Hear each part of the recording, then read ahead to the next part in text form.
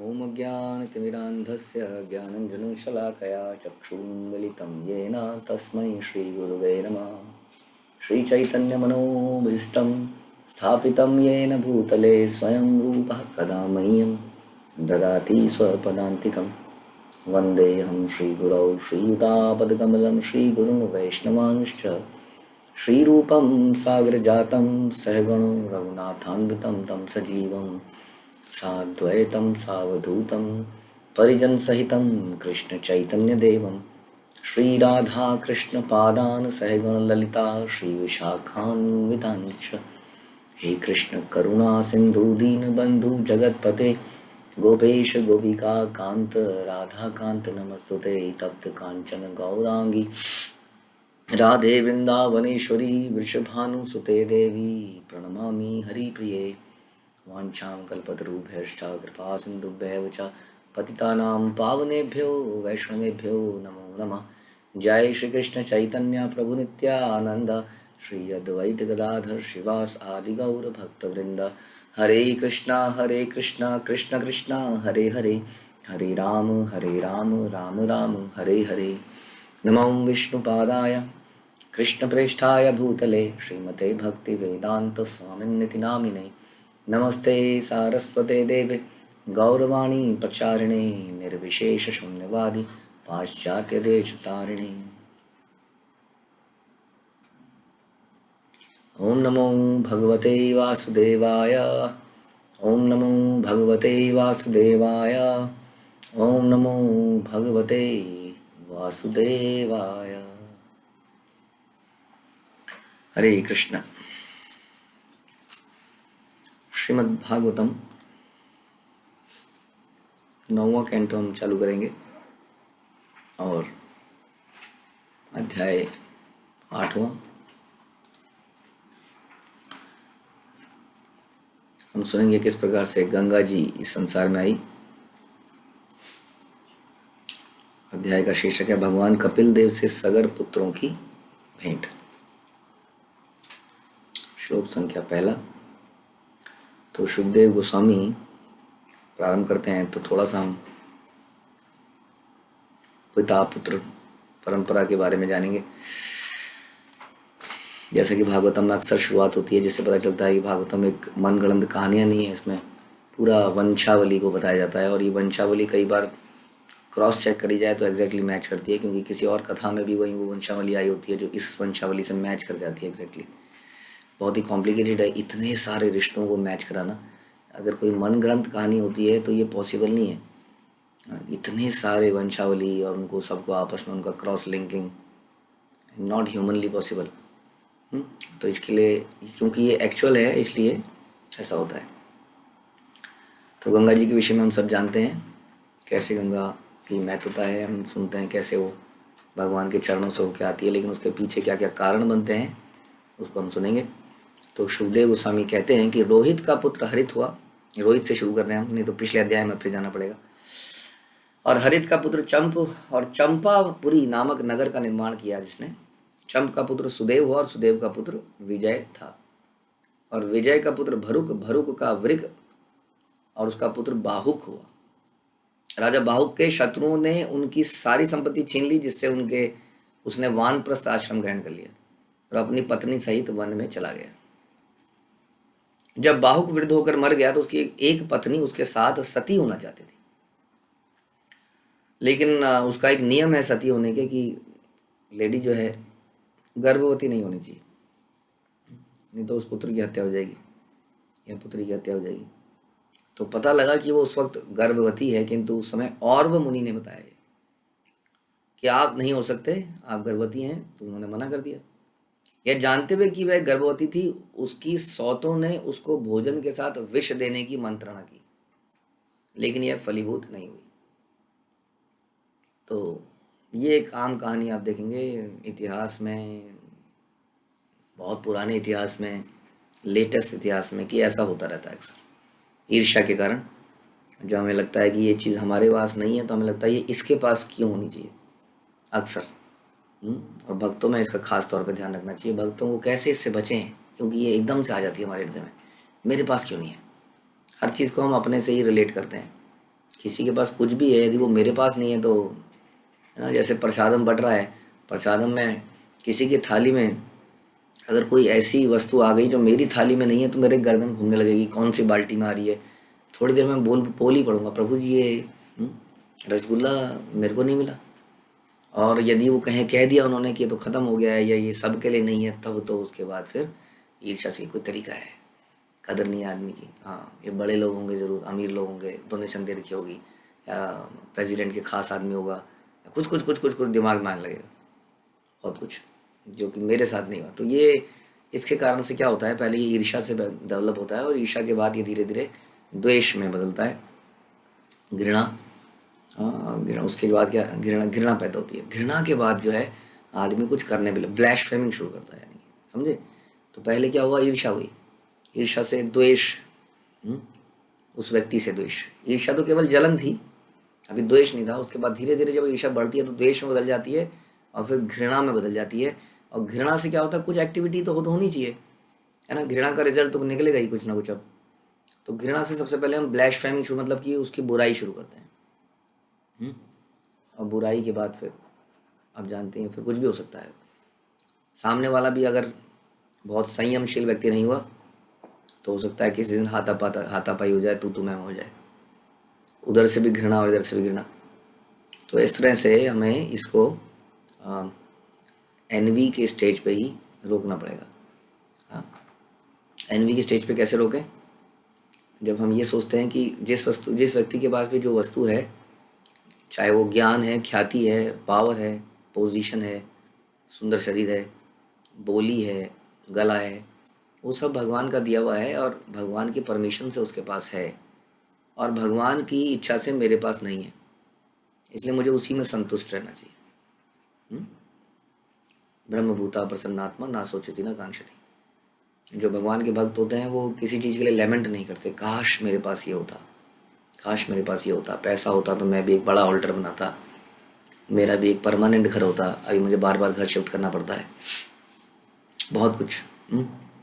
तो फिर इसको हम, ये धीरे धीरे ईर्ष्या में बदलेगा, कंपैरिजन। तो इवन बिफोर ईर्ष्या it starts with comparison, right. तो हम कंपेयर करना शुरू करते हैं, मेरे पास क्या है, इसके पास क्या नहीं है, इसके पास क्या है जो मेरे पास नहीं है, वहाँ से फिर ईर्ष्या। तो कंपैरिजन के स्टेज पे ही हम सोचें कि क्या comparison, how can I compare with anybody else, लेकिन हम कर ही देते हैं, क्योंकि हमें लगता है कुछ तो हमसे सीनियर हैं, चलो सीनियर से तो हम कंपेयर नहीं करेंगे, बट इक्वल से तो हम कंपेयर करेंगे ही। उसके साथ क्यों ऐसा व्यवहार किया जा रहा है, मेरे साथ क्यों नहीं किया जा रहा है। तो कर लीजिए, आपको लगता है कि लाइफ में सब कुछ एकदम परफेक्ट होना चाहिए, हाँ, न्याय होना चाहिए, न्याय होना चाहिए प्रभु, न्याय। हाँ, हमने सुना है कि न्याय के लिए, हाँ, लड़ मरो, जो अन्याय को सहता है वो पापी है। काहे का नहीं, ये जगह ही इम्परफेक्ट है, यहाँ पे न्याय कैसे, परफेक्ट वर्ल्ड बन ही नहीं सकता है। अगर आप यहाँ न्याय के चक्कर में पड़ जाएंगे तो सारा समय इसी में निकल जाएगा। हाँ, असली काम होना चाहिए कैसे जीवात्मा को भगवान के पास ले जाए। इसलिए कहते हैं ना, लोग जो कोर्ट कचहरी में जाते हैं वो उसी में फंसे रह जाते हैं। हम बीच में किसी को झगड़े में पुलिस वाले को लाते हैं, वो पुलिस वाला ही हम दोनों को लूट लेता है, आता ना, अक्सर ऐसा कई बार हो जाता है। तो इस प्रकार से तो हमें कंपैरिजन की स्टेज में ही रोकना पड़ेगा, कि जैसा हमने बताया कि उसके पास जो है वो भगवान की इच्छा से है, उसको जो मौका मिल रहा है भगवान की इच्छा से मिल रहा है, उसको जो भी है भगवान की इच्छा से हो रहा है, मुझे नहीं मिल रहा है तो इसमें भगवान की कोई प्लानिंग है। माना किसी, नहीं प्रभु जी आपको मालूम नहीं है, भगवान की प्लानिंग नहीं है, किसी व्यक्ति का षड्यंत्र है। अगर वो षड्यंत्र भी है तो षड्यंत्र में तभी सक्सेसफुल होगा जब भगवान की उसमें ऐसी इच्छा होगी, नहीं तो वो सक्सेसफुल नहीं हो पाएगा। हम नॉर्मल प्रिकॉशंस ले सकते हैं, लेकिन बहुत ज़्यादा चिंतित होने का विषय नहीं है, ये कहने का मतलब। लेकिन यहाँ पर वही जो पहले हमने सुना चित्रकेतु राजा के में, कि चित्रकेतु राजा की जो पत्नी थी, उनको जब बच्चा हुआ तो उनके बच्चे को विष देकर उनकी बाकी पत्नियों ने मार डाला। यहाँ पर भी ऐसे हुआ। तो क्या हुआ, तो बाहुक की पत्नी को क्या हुआ, बाहुक की पत्नी को विष दे दिया। यह जानते हुए कि वो गर्भवती थी, सौतों ने भोजन के साथ विष दे दिया। लेकिन इस बार कुछ डिफरेंट हो गया, इस बार वो विष फलीभूत नहीं हुआ, और वो विष के साथ ही पुत्र पैदा हो गया, इसलिए उसको सगर बोला गया। सगर का मतलब होता है विष के साथ, तो विष के साथ ही वो बेटा पैदा हो गया। बाद में सगर सम्राट बना। गंगा सागर नामक स्थान उसके पुत्रों द्वारा खोदा गया था। ये आगे जाके हम सुनेंगे। सगर महाराज ने अपने गुरु औरव के आदेशानुसार तालजंग, यवन, शक, हैर्य, हैहय तथा बर्बर जातियों के असभ्य लोगों का वध नहीं किया, अपितु उनमें से कुछ को भद्दे वस्त्र पहनने को बाध्य कर दिया, कुछ के सिर घुटवा दिए लेकिन मूछें रहने दी, कुछ के बालों को खुलवा दिया, कुछ के सिर आधे घुटवा दिए, कुछ को बिना भीतरी वस्त्र के कर दिया और कुछ को निर्वस्त्र कर दिया। इस प्रकार ये जातियां भिन्न भिन्न वस्त्र धारण करने के लिए बाध्य हो गई, किंतु राजा सगर ने इन्हें मारा नहीं। हाँ, तो कुछ निम्न लोग थे जो कि जघन्य अपराध करते थे, उनको इस प्रकार की सजाएं इन्होंने दी, जो कि आगे पता चला सगर ने। तो ये भी है, नियम कानून बनाने के लिए बहुत सारी चीज़ें करनी पड़ती हैं। दुष्टों को कई बार सजा देनी पड़ती है, अगर उसको चेक नहीं करते हैं तो सर पे चढ़ जाते हैं और समाज में धार्मिक परंपराएं फैल जाती हैं। इसलिए समय आने पर, जैसे कि हमने देखा, अश्वत्थामा को भी पकड़ के मारा नहीं गया था, उसके बाल काट लिए गए, उसकी मणि निकाल ली गई। इस तरह से कई बार हम देखेंगे रुक्मणी के भाई के साथ भी ऐसा किया गया। तो कई बार इस प्रकार का दंड भी दिया जाता है। अपमानित करना भी एक प्रकार का दंड है। मार देने से समस्या ये है कि वो व्यक्ति फिर उसको दोबारा चांस नहीं मिल पाता है आगे अपने आप को पश्चाताप करने का। लेकिन कई बार ऐसे जघन्य अपराध हो जाते हैं जिसमें मृत्यु दंड ही देना पड़ता है। तो एनीवे, यहाँ पर इन्हें कई सारे लोग जो अधार्मिक चीज़ें कर रहे थे उनको अलग अलग प्रकार के सगर राजा ने दंड दिया। और मुनि के आदेशानुसार सगर महाराज ने अश्वमेध यज्ञ संपन्न किया। इससे समझ में आता है कि ये अश्वमेध यज्ञ का पर्पज़ यही है कि कैसे हम एक राज्य स्थापित करें।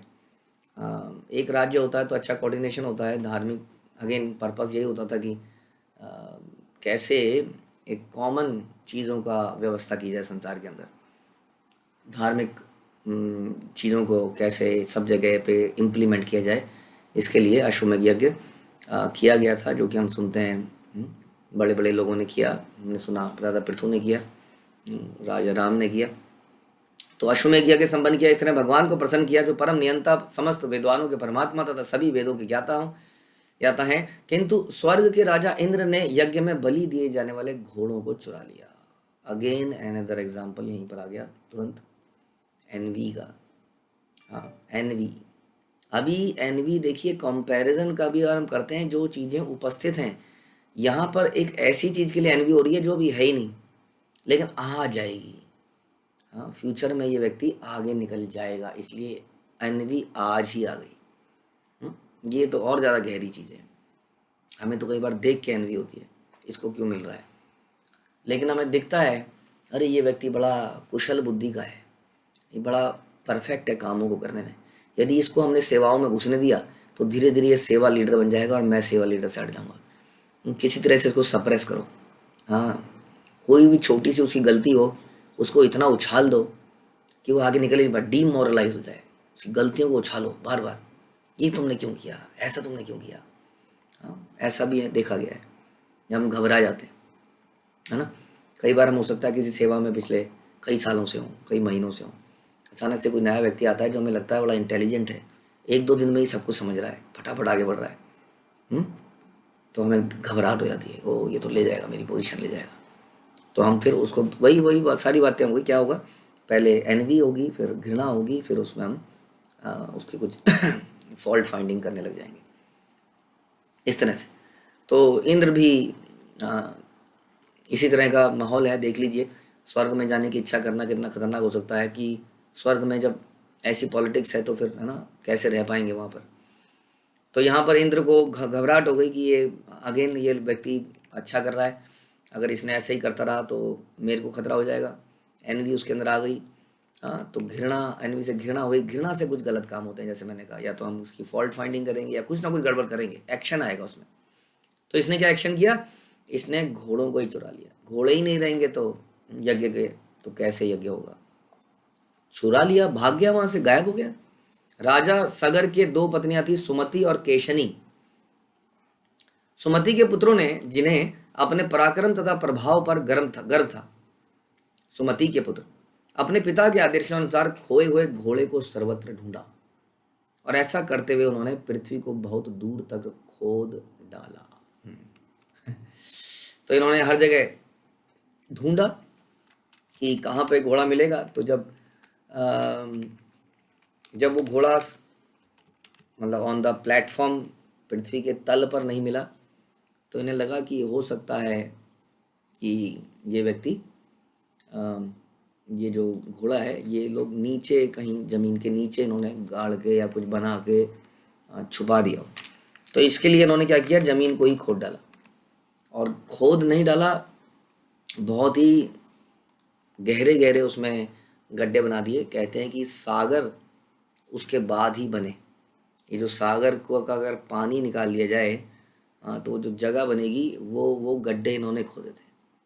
जैसे अभी बता रहे हैं गंगा सागर, जो हमें पूरा गंगा जो बंगाल की खाड़ी है, आप सोच सकते हैं कि कैसे कैसे कोई इतना खोद सकता है। ऐसा बोलते हैं कि इनके 60,000 पुत्र थे और उन्होंने पूरे संसार में खोद डाला अपने उस घोड़े को ढूंढने के लिए। तो इस प्रकार से घोड़े को सर्वत्र ढूंढा। ऐसा करते उन्होंने पृथ्वी को बहुत दूर तक खोद डाला। तत्पश्चात जब उन्होंने उत्तर पूर्व दिशा में कपिल मुनि के आश्रम के निकट घोड़े को देखा तो वे बोल उठे, यह रहा घोड़ा चोर।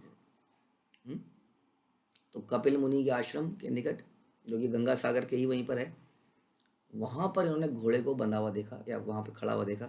और साथ में ही वहां थोड़ी दूरी पर कपिल मुनि अपनी ध्यान में मग्न थे, जो कि भगवान के अवतार हैं, आप जानते हैं। तो जब उन्होंने उसको साथ में देखा तो उन्होंने कहा ये व्यक्ति ने जरूर घोड़ा चोरी किया है।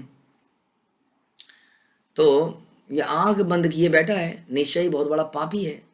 अब बचने के लिए इसने आंख बंद कर ली है, इसको मारो, इसको मारो। तो ये कहते हुए वो चिल्लाए और उसकी तरफ भागे। तो ये एक और अगेन एग्जाम्पल है द्वेष का। मैंने बोला था ना, परस्पर द्वेष हो जाता है। मेरा तुमसे द्वेष हुआ, मैंने तुमको ब्लैशफेम किया, कहीं पे कोई तुम्हारी बुराई करी, तुम्हारी कोई गलती निकाली, अब मैं मौका ढूंढूंगा कि तुम कब कैसे बच जाओगे। हाँ, और जैसे ही वो व्यक्ति गलती करेगा ये तुरंत टोकेगा, क्योंकि पहले उसने टोका हुआ है। तो इस प्रकार से परस्पर घृणा, और घृणा के बाद बहुत कुछ होगा। और दोनों व्यक्ति अगर वैष्णव हैं तो वैष्णव अपराध के कारण मारे जाएंगे। तो इस प्रकार से यहाँ पर द्वेष था, पहले इंद्र को था। अब कई बार हमें ये भी समझ में नहीं आता कि किसके प्रति कौन हमारा दुश्मन है, यानी पता ही नहीं था दुश्मन कौन है। तो उन्होंने ऐसा एंटीसिपेट कर लिया, जैसे कि हम अक्सर करते हैं। मैं देखता हूँ कि अक्सर झगड़े जो होते हैं आपस में, वो एंटीसिपेशन में होते हैं। इसने ऐसा सोचा होगा इसलिए इसने ऐसा किया। हाँ, ये जब मैं आ रही थी ना प्रभु जी, तो इसने ऐसे मुंह बना के उधर को चली गई। हाँ, मैंने इसको हरे कृष्णा कहा, इसने बदले में हरे कृष्णा भी नहीं कहा। और फिर बढ़ता गया। और बाद में खोदा तो पता चला प्रभु जी वहां से मुझे किसी ने पुकारा था, मैं तो उधर देख रही थी, या जो भी है। मतलब अक्सर गलत फहमियों की वजह से हम एंटीसिपेट करते हैं, इसने ऐसा सोचा होगा। जितने भी लोग मेंटल प्रॉब्लम से परेशान हैं, वो अक्सर इन्हीं बातों को सोच रहे होते हैं। इसने ऐसा सोचा होगा, इसने ऐसा किया होगा, ये ऐसा मेरे को अच्छा नहीं मानता है, ये मेरे से घृणा करता है, करती है। और ये सोच सोच के ना जाने क्या क्या हो जाता है। कितनी चीज़ें हमने सुनी है इसके ऊपर। हमने वो उसकी क्या कहते नेवले की कहानी सुनी है, जिसको एक व्यक्ति मार ही देता है ये सोच के इसने मेरे बेटे को खा लिया, जबकि उसने उसके बेटे को सांप से बचाया होता है। तो ऐसी बहुत कहानियाँ हैं। हम लोग सोच लेते हैं, एंटीसिपेट कर लेते हैं ये मेरा दुश्मन है। और बिल्कुल परफेक्टली हमें पता ही होता है इसी ने किया है, हम जानते हैं। इतना दिमाग प्री ऑक्यूपाइड हो जाता है उस चीज़ से कि आदमी को सोच नहीं पाता उसके बियॉन्ड, और उसके खिलाफ कुछ करने लगता है। तो ये लोग भी ऐसे ही हाल था, रजोगुण में सब जगह खोद दी थी इन्होंने। हाँ, तो अब देखा, जैसे ही देखा कि घोड़ा है और इसको मारो। और किसके मारने की बात कर रहे हैं? जो कपिल हैं, भगवान कपिल। इस प्रकार चिल्लाते हुए सगर के 60,000 पुत्रों ने एक साथ अपने हथियार उठा लिए। हाँ, और मुनि को मारने के लिए मुनि के पास पहुंचे, जो कि आग बंद करके बैठे हैं, कुछ नहीं कर रहे हैं, पूछना भी जरूरी नहीं सोचा, डिसीजन ही ले लिया। जजमेंटल जैसे हम कहते हैं, जजमेंटल होना हमारी बहुत पुरानी समस्या है, क्योंकि हम जानते हैं कि हम बहुत इंटेलिजेंट हैं। हम जब किसी कमी बता रहे होते हैं तो हम इसका मतलब I am the perfect person. अगर मैं ये काम करता ना तो ऐसा नहीं करता, बढ़िया तरीके से करता। तुमने ये काम गलत तरीके से किया, तुम्हें ऐसे करना चाहिए था। और भगवान ऐसी लीला दिखाते हैं, मैं देखता हूँ अक्सर, कि उस व्यक्ति से बहुत ही जल्दी वैसी ही गलती हो जाती है। अ, ये भगवान का सिग्नल होता है, लेकिन उसको तो हम छुपा लेते हैं। तो इसलिए हम जजमेंटल नहीं होना चाहिए किसी व्यक्ति के बारे में। अपनी बुद्धि से ही हम सोच के ऐसा डिसीजन लेते हैं। तो मुनि के पास पहुंचे मारने के लिए, तो मुनि ने अपनी आंखें खोल दी और स्वर्ग के राजा इंद्र के प्रभाव से सगर के पुत्रों की बुद्धि मारी गई थी, जिससे उन्होंने एक महापुरुष का अपमान कर दिया। फलस्वरूप उनके शरीरों से अग्नि निकलने लगी और वे तुरंत जलकर राख हो गए। कपिल मुनि की आंखें खुलते ही वो 60,000 पुत्र राख हो गए। आप सोच सकते हैं 60,000 लोगों का जब राख पड़ी होगी तो कितनी बड़ी मात्रा में वहाँ राख होगी। तो कहाँ से कहानी शुरू हुई थी? अश्वमेध यज्ञ से। हाँ, हम कुछ कई बार कुछ प्रण लेते हैं करने का कि हम ये करेंगे, और उस प्रण से हम इतने आसक्त हो जाते हैं कि उसके बीच में कोई आ जाए तो हम हर तरह का गलत काम करने को भी तैयार हो जाते हैं। तो ध्यान रखना चाहिए कि प्रयास करना हमारा कार्य है, लेकिन परिणाम पर हमारा कोई अधिकार नहीं है। कर्मण्येव अधिकारस्ते मा फलेषु कदाचन।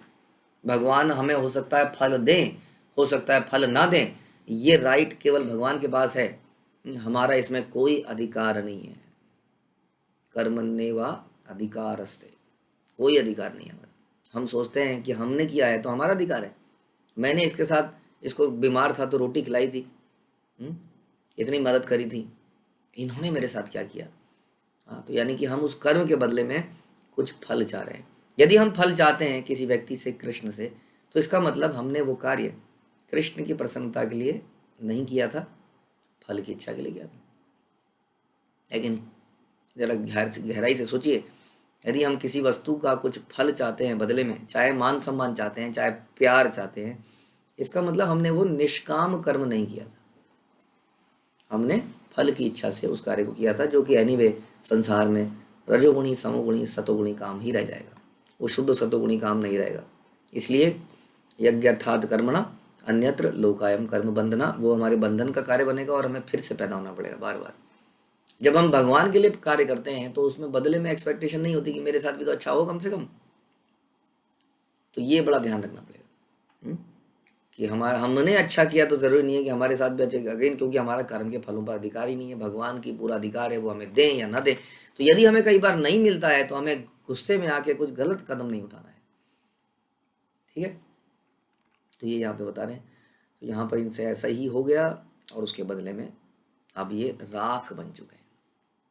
कभी कभी ये तर्क दिया जाता है कि राजा सगर के सारे पुत्र कपिल मुनि की आंखों से निकले अग्नि से भस्मात हुए, लेकिन विद्वान पुरुष इस मत की पुष्टि नहीं करते, क्योंकि कपिल मुनि का शरीर नितांत सात्विक था।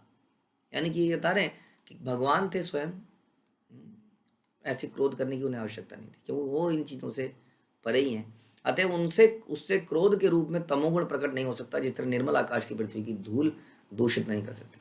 आकाश को धूल दूषित नहीं करती, थोड़े दिन के लिए धूल ऊपर जाती है, फिर धूल अल्टीमेटली सेटल हो जाती है। तो बता रहे हैं वो तो अपने कर्मों के कारण ही मारे गए, अपने आप ही, क्योंकि इतना घिनौना काम कर रहे थे तो अपने आप ही वो मारे गए। कपिल मुनि ने इस जगत में सांख्य दर्शन का प्रवर्तन किया। यह आपने तीसरे कैंटो में सुना भगवत भागवतम के। जो अज्ञान रूपी सागर को पार करने के लिए दृढ़ नाव है, निसंदेह भवसागर को पार करने के इच्छुक व्यक्ति को इस दर्शन का आश्रय ग्रहण करना चाहिए। ऐसे महापुरुष में जो अध्यात्म के उच्च पद पर प्राप्त हो, एक मित्र और शत्रु में अंतर कैसे हो सकता है? तो कैसे उसमें अंतर हो सकता है बता रहे हैं। ऐसा ही हमारा भी प्रयास होना चाहिए। इसलिए कहते हैं अजात शत्रु, भक्त का कोई शत्रु नहीं होता है। भक्त को कोई शत्रु मान सकता है, हम उसको शत्रु नहीं मानते। ये बड़ा इंपॉर्टेंट पॉइंट है। ये एक भक्त का लक्षण है। जो इस दिव्य पद को प्राप्त होता है वह सदैव प्रसन्न रहता है, ब्रह्मभूता प्रसन्नात्मा। वह संसार में अच्छे तथा बुरे के मिथ्या अंतर से अप्रभावित नहीं रहता, अप्रभावित रहता है। अच्छा है बुरा है, क्योंकि संसार में एक्चुअली में ये, जैसा हम अक्सर डिस्कस करते हैं, एवरीथिंग इज टेम्परेरी है। यहाँ पर सब कुछ क्षणिक है, कुछ समय के लिए है, कुछ नहीं है। हमारा ये असली जगह ही नहीं है, हमें कहीं और जगह है। तो उसके लिए तैयारी ना करके हम इस जगह में सारी प्रॉब्लम्स को सॉल्व करने में लग जाते हैं। जो कि कभी सॉल्व नहीं हो सकती हैं। इसलिए यहाँ पर अच्छा भी बुरा है देखा जाए तो, क्योंकि आज वो अच्छा है, कल वही चीज़ बुरे के रूप में हमारे सामने आएगी। तो जो धीर व्यक्ति है वो ऐसी चीज़ों से प्रभावित रहता है। अतएव ऐसा महान पुरुष समः सर्वेषु भूतेषु मद भक्ति लभते परम। वह प्रत्येक व्यक्ति के साथ समता का व्यवहार करता है और मित्र एवं शत्रु के बीच भेदभाव नहीं करता, क्योंकि वह भौतिक कलमश से रहित परम पद पर होता है, इसलिए वह परात्म भूत या ब्रह्म भूत कहलाता है। इसलिए कपिल मुनि महाराज सगर के पुत्रों पर तनिक भी क्रुद्ध नहीं थे, प्रत्युत वे सभी अपने शरीर के ताप से भस्मात हो गए। महाराज सगर के पुत्रों में एक का नाम असमंजस था, जो राजा की दूसरी पत्नी केशनी के गर्भ से पैदा हुआ था। अब ये 60,000 तो मर गए, लेकिन दूसरी पत्नी के नाम से एक पुत्र था जो अभी बच गया, क्योंकि वो तो इनके साथ ही नहीं था। असमंजस उसका नाम था, केशनी के गर्भ से उत्पन्न हुआ था। असमंजस का पुत्र अंशुमान था, और वह अपने बाबा सगर महाराज के कल्याण कार्य में सदैव लगा रहता था। तो सगर का पुत्र असमंजस का पुत्र अंशुमान, और उसको अपने दादाजी से प्रेम था और उनके लिए कुछ ना कुछ लगा रहता था, उनके लिए कुछ कार्य करने में। तो पिछले जन्म में असमंजस महान योगी था, किंतु कुसंगति के कारण वह उच्च पद से नीचे गिर गया। अब इस जन्म में वह राज परिवार में उत्पन्न हुआ और जाति स्मर था, अर्थात वह अपने पूर्व जन्म को स्मरण करने में समर्थ था। फिर भी वह अपने आप को दुर्जन के रूप में दिखलाना चाहता था। अतएव ऐसा कार्य किया करता था जो जनता तथा उनके परिजनों की दृष्टि से गर्हित तथा प्रतिकूल हो। वह सरयू नदी में खेल करते बालकों को गहरे जल में फेंक कर उन्हें तंग करता रहता था। तो ये थोड़ी सी असमंजस की कहानी आई। चूंकि असमंजस ऐसे गर्हित कार्य में लगा था, तभी उसके पिता ने उसको स्नेह छोड़ दिया और उसको घर से निकाल दिया। और तब असमंजस ने उन बालकों को जीवित करके उन्हें राजा तथा उनके माता पिताओं को दिखलाकर अपनी योग शक्ति का प्रदर्शन किया और उसके बाद अयोध्या छोड़कर चला गया। तो इस प्रकार से बता रहे हैं, ठीक वैसे ही जैसे कि लगभग वैसे ही जैसे कि जड़ भरत करते थे। जड़ भरत को भी अपना पुराना जीवन याद था, लेकिन वो ऐसे मूर्ख, उसके पापा बोलते थे, पिताजी बोल मंत्रों का उच्चारण, बोल वैदिक मंत्रों का उच्चारण कर, तो राम राम राम राम गलत शरत मन गया, तू तो मूर्ख है। और धीरे धीरे उसको नेग्लेक्ट कर दिया सारे संसार ने। हम ज़्यादा इंटेलिजेंट बनने की कोशिश करते हैं समाज में, तो समाज वाले हमारे ऊपर बहुत सारे काम डाल देते हैं। तुम बन जाओ यहाँ पे इस एसोसिएशन के लीडर बन जाओ, तो हम बड़े प्रसन्न हो जाते हैं, हाँ मुझे जिम्मेदारी मिली। ऑफिस के अंदर तुम मैनेजर बन जाओ, उसके भी और मैनेजर पर धीरे धीरे हम बढ़ते जाते हैं। लेकिन उस वक्त तो आनंद आता है, लेकिन धीरे धीरे हम काम के बोझ से दब जाते हैं और फिर आध्यात्मिक कामों के लिए हमारे पास समय ही नहीं बचता। इसलिए अपनी इंटेलिजेंस को दिखाना भी संसार में मूर्खता है। बड़ा ही इंटेलिजेंटली इसको डील करना, इसके लिए प्रभुपाद कहते थे लेजी इंटेलिजेंट। एक्टिव इंटेलिजेंट बनने की जरूरत नहीं है। एक्टिव इंटेलिजेंट बनने से क्या होता है, समाज में भौतिक लोग बहुत सारा काम लाद देंगे हमारे ऊपर, जिम्मेदारियां लाद देंगे, और हमें उस वक्त तो बड़ा आनंद आएगा। मैं यहाँ का हेड हो गया, यहाँ का चेयरमैन बन गया, यहाँ का डायरेक्टर बन गया, इस सभा का, इसका उसका। और धीरे धीरे आपको पता ही है जहाँ पे, क्योंकि लोगों की चरित्र कैसा है, तो कितने वाद, कितने विवाद, कितने आपस मसलों को सुलझाने में जीवन निकल जाएगा सारा। इसलिए सोच समझ के ऑफिस के अंदर हर जगह, हम ये नहीं कह रहे कि आप lazy intelligent, be intelligent but सोच। लेजी इंटेलिजेंट मतलब अपनी इंटेलिजेंस को भी सोच समझ के दिखाना है। इससे और भी फायदे हैं, इससे अहंकार का भी चेक लगता है, क्योंकि हम हर जगह अपनी इंटेलिजेंस उछल उछल के दिखाने लगते हैं तो हमारे अंदर अहंकार भी आता है। सोच समझ के बड़ा हम ये करेंगे कि हाँ इसको हम करेंगे कि नहीं करेंगे। हर आने वाली वस्तु को हम स्वीकार नहीं कर लेंगे, ठीक है। जो हमें अच्छी चीज़ लग रही है, पैसा आ रहा है, इस सैलरी को, इस नौकरी को ले लेंगे, पोजीशन मिल रही है, इस पोजीशन को ले लेंगे, चाहे नौकरी कहीं पर भी मिले। ऐसा कल्चर तो आजकल आ ही गया है। कहीं पर भी दुनिया में कहीं पर भी फेंक दिया जाए हमें, हम जाने को तैयार हैं, प्रोवाइडेड कि काम अच्छा मिल जाए, प्रमोशन और सैलरी अच्छी हो जाए। This is not the purpose of life. Purpose of life to, Ramanand Rai कहते हैं कि दुनिया में सबसे बड़ा दुख यही है कि वैष्णव से दूर चले जाना।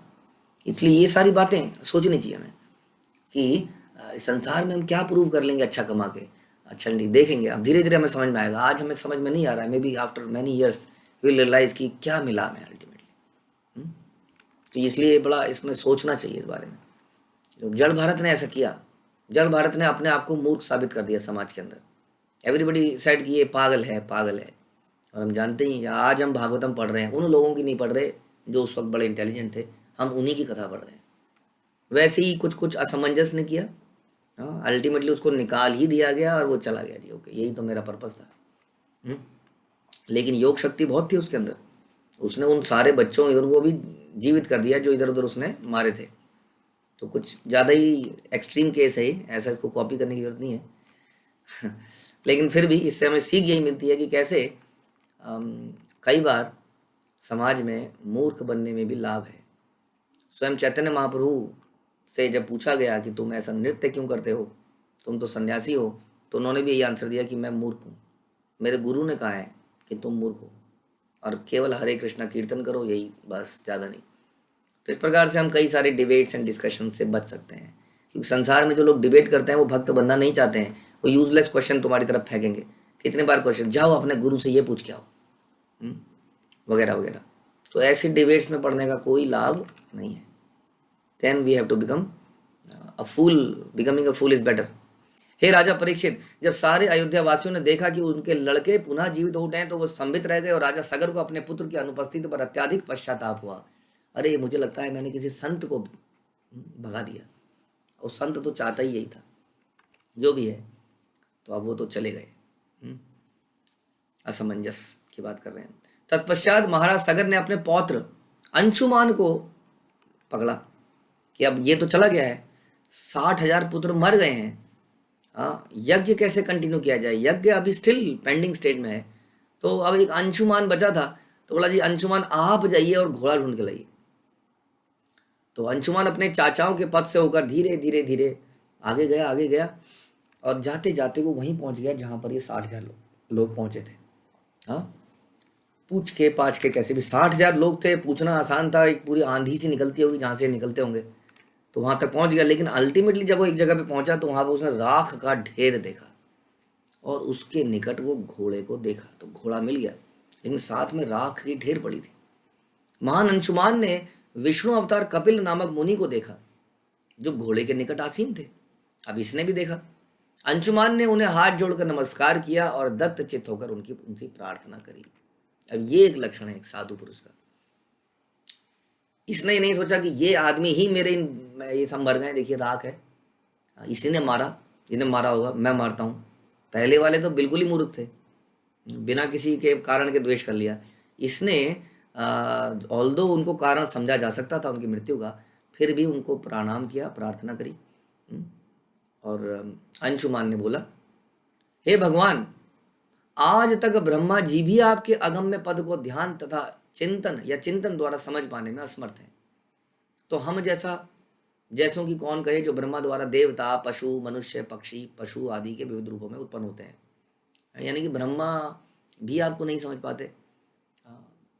हम पूरी तरह अज्ञान में हैं, अतएव हम साक्षात ब्रह्म स्वरूप आपको कैसे जान सकते हैं। Different question all together. साधु के पास जाएं तो अपनी प्रॉब्लम्स को सॉल्व करने का प्रयास ना करें। प्रॉब्लम के साथ ही आए थे, है ना, लेकिन प्रॉब्लम को डिस्कस ही नहीं कर रहे। क्यों? There is a bigger problem, जात सही ध्रुव मृत्यु, जो पैदा हुआ है उसकी मृत्यु ध्रुव है। सबसे बड़ी समस्या तो ये है। इस समस्या को डिस्कस ना करके दूसरी समस्याओं को डिस्कस करने का क्या लाभ है? जो सबसे बड़ी समस्या है कायदे में, डॉक्टर के पास आप गए हैं, कंडीशन ये है कि थोड़ी देर में समय है, अब आपके कान में खुजली होती है, हाँ, और आपके पेट में कैंसर है, तो क्या डिस्कस करेंगे? तो कैंसर ही डिस्कस करें। कान की खुजली को छोड़ो, डॉक्टर साहब कैंसर, आप कैंसर स्पेशलिस्ट, बताइए क्या से, कान की खुजली को डिस्कस नहीं करेंगे ना, छोटी प्रॉब्लम है। उसी तरह से जब हम साधु पे जाएं तो सबसे बड़ी समस्या है जन्म मृत्यु की, उसी को, क्योंकि जन्म के कारण ही सारी समस्याएं हैं, है ना। मृत्यु होने पर सारी समस्या, सारी बीमारियां समाप्त हो जाती है कि नहीं? जितनी भी आपके बीमार, कई बार हम किसी व्यक्ति की डेड बॉडी को जलाते हैं, पटाखे की आवाज़ आती है, वो पेस मेकर फटता है, वो देखो जी पेस मेकर भी फट गया। कुछ कुछ चीज़ें उसके अंदर, कैंसर था, ये था, वो तो सब जल के समाप्त, एकदम ख़त्म। लेकिन प्रॉब्लम क्या है? फिर से पैदा हो जाता है, फिर से बीमारियां, फिर से बुढ़ापा। तो यही सबसे बड़ी समस्या है। जीवन का उद्देश्य हम समझें। तो अंशुमान ने बड़ा इंटेलिजेंटली उस कार्य को अभी डिस्कस नहीं किया। पहले पूछ रहे हैं कि कैसे हम समझें भगवान, आपको ये बताइए। हे भरतवंशी अर्जुन, भगवान कहते हैं, इच्छा द्वेष समुत्थेन द्वंद्व मोहेन भारता। हे शत्रु के वजह सारे जीव मोह से उत्पन्न होते हैं और इच्छा और घृणा के द्वैत से पराजित हो जाते हैं। देखिए यहाँ भगवान ही बता रहे हैं गीता में 7.27 में कि सबकी समस्या क्या है, हम सबकी इच्छा द्वेष और घृणा। जैसा हमने बताया द्वेष है, घृणा है, ये सब इसके द्वैत से हम पराजित हो जाते हैं। ये मेरा शत्रु है, ये मेरा मित्र है, बस दिमाग में कंटिन्यूसली यही चलता रहता है। इस जगत के सारे जीव प्रकृति के 3 गुणों से प्रभावित होते हैं, यहाँ तक कि ब्रह्मा जी भी। इसी प्रकार देवता प्राय रजोगुणी होते हैं। देवता से नीचे के जीव मनुष्य ये क्या होते हैं, रजोगुणी होते हैं, और उसके नीचे और तमोगुणी होते हैं, जानवर इत्यादि। अतएव अंशुमान बताना चाहता था कि उनके सारे चाचा जो भस्म हो गए प्रकृति के गुणों के अधीन थे। इनडायरेक्टली कृपा मांग रहे हैं उनसे, बड़ा गुस्से के बदले में गुस्सा नहीं कर रहे हैं। कह रहे हैं कि उनकी कृपा करेंगे, लेकिन कपिल मुनि अपने आप समझ जाएंगे कि बेचारे 3 गुणों के अधीन थे, इसलिए उनसे गलती हो गई, क्या किया जाए अब। उसने प्रार्थना करी कि आप ब्रह्मा जी के प्रत्यक्ष और अप्रत्यक्ष बुद्धि से परे हैं, अतएव जब तक आप हमें ज्ञान नहीं दें हम आपको समझने में असमर्थ हैं। हम समझ ही नहीं पाए, और वैसे ये बेचारे भी समझ ही नहीं पाए। हे प्रभु, जिस पर आपके चरण कमलों की किंचन मात्र भी कृपा हो जाती है वह महानता को आपकी महानता को समझ सकता है, किंतु जो भगवान को समझने के लिए चिंतन करते हैं वे चाहे वेदों का वर्षों तक अध्ययन क्यों ना कर लें, आपको नहीं समझ सकते। लेकिन आपकी कृपा जिसके ऊपर हो जाती है वो समझ पाता है। भगवान को वही समझ सकता है जिस पर उनकी कृपा हो, अन्य लोग उन्हें नहीं समझ सकते। इसलिए जरूर ये बेचारे तमोगुण के मारे, रजोगुण के मारे आपको कहाँ समझ पाते। इसलिए कृपा कीजिए। इस प्रकार की वो याचनाएं भगवान से कर रहे हैं, भगवान को प्रसन्न कर रहे हैं, एक तरह से गुरु भी धारण कर रहे हैं। तद्विधि प्रणिपाते न परिप्रश्नेन सेवया, प्रश्नों से अभी उनकी सेवा कर रहे हैं, उनको प्रसन्न कर रहे हैं। और बदले में कपिल भगवान क्या कहते हैं, इन दोनों का क्या डिस्कशन होता है, इसको हम अगले प्रवचन में सुनेंगे। हरे कृष्णा। श्रील प्रभुपाद की जय। ग्रंथराज श्रीमद् भागवतम की जय।